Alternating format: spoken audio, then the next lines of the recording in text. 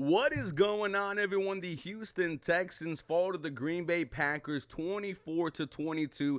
It came off of a Green Bay last-second field goal. This was a frustrating loss for the Houston Texans. I definitely felt like this Texans team let this one slip away. Some questionable decisions from our coaching staff. But we're going to break this one down, guys. Shout out to Green Bay. They were definitely the better team today. My name is Ruben Calavillo. This is the 713 Houston Sportcast, and I drop daily Houston Texans content. Make sure you all guys are following me on Twitter, Instagram, and TikTok for the latest Houston Texans news, rumors, and updates, wins or loss. Guys, this episode was brought to you and powered by BetUS. Take advantage of the 150% bonus on your first deposit up to $2,000. On your second and third, it's $125. Quick 24-hour payouts, 24 hours customer service. Promo code YouTube150, guys. Start making yourself some money. BetUS, they do a fantastic job. The first topic I want to hit on are the Houston Texans still contenders? Because I've already seen this topic on Facebook, Twitter, Instagram. Everyone's falling back into the same old Houston Texans mindset. Well, let me say this. If this was the same old Houston Texans, they would have been blown out today with no Nico Collins, no Christian Harris, no Azeez Al-Shaair, no Henry To'oTo'o, no Jimmy Ward, no Kamari Lassiter. This game came down to the very end, ladies and gentlemen. I've been telling you this for the past year and a half. This is not the same old Houston Texans. You have a franchise quarterback. You have a head coach that you believe in, an ownership that knows that they need to get to places that they've never gone before. Guys, this is not the Bill O'Brien Houston Texans. I promise you that. And I know it's so easy to fall back into that negative mindset, but this Houston Texans team is going to learn from this loss, and they are going to get better. With that being said, we are still going to call out the guys that need to be called out, because I feel like the Houston Texans should have won this game. This Houston Texan offense was atrocious today. I've already seen the conversations, the questions. If this defense does not commit 3 turnovers, do the Houston Texans put up points? Are they even in this game? This offensive line, once again, horrible. I think I saw the stat where C.J. Stroud was pressured about 55% of his dropbacks. It seems like as soon as C.J. Stroud got the snap, he was running for his life. What are we doing, O-line? A change needs to be made. Do you fire your O-line coach, Chris Strausser? This is his first time ever coaching this scheme. Why is he here? I don't know. But you need to send a message that this is not okay. Offensive coordinator Bobby Slowick, an opportunity to prove himself to the Houston Texans fan base, prove himself to the NFL world that I am a great offensive mind. I am a great play caller, but did not look that way today. Hasn't looked that way all season. And when you look at the numbers on paper, guys, you see that the Houston Texans are 5th in the NFL in pass yards. They are, in the 20s on the ground. However, when Joe Mixon runs the ball, I'm pretty sure the Houston Texans are high up there. Numbers-wise, this offense looks good. But if you see this Houston Texans team every single week, you see no consistency. You see no solid production outside of number 12, who you don't have for the next 2 weeks, and Joe Mixon, who you just got back from an ankle injury. This offense has not lived up to the hype.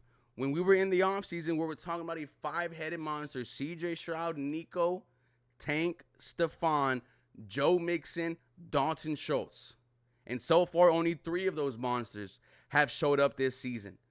Joe Mixon was your only offense today. 115 rushing yards, 2 tutties. I always like to bring up the stat that when the Houston Texans have a 100-yard rusher, they are undefeated. That gets broken today. Through the air, C.J. Stroud, 10 of 21, 86 yards. One of his worst performances in his young career.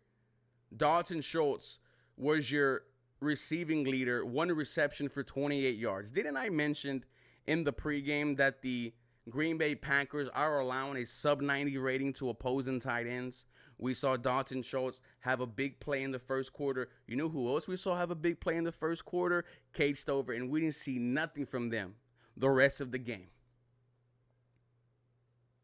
This offense is an issue, ladies and gentlemen. it is surprising that the Houston Texans are 5-2 right now. With that being said, it just wasn't there today. Tank Dell, 4 targets, 0 catches. Where have you been all year? With Tank Dell last season, we were having the conversation, is he the number one guy for CJ Stroud? We know 7 and 12 were working, but 7 and 3 were elite. Go look at that Arizona Cardinals game. Go look at that deep touchdown. There's a connection between CJ Stroud and Tank Dell, but we have not seen that in year 2. This offense was just horrible, guys. They played clean football in terms of penalties, but did not live up to the expectation. I thought this was going to be a shootout. Didn't happen.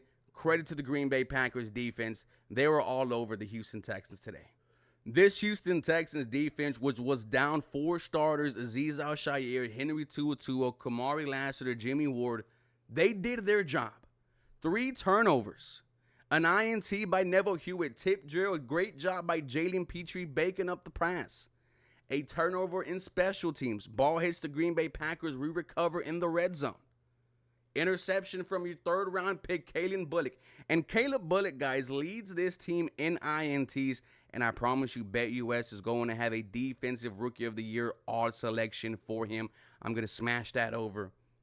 But the Houston Texans defense, guys, they also had 3 sacks. 1 from Will Anderson Jr., 1 from Danielle Hunter, 1 from Lorenzo Fatukasi.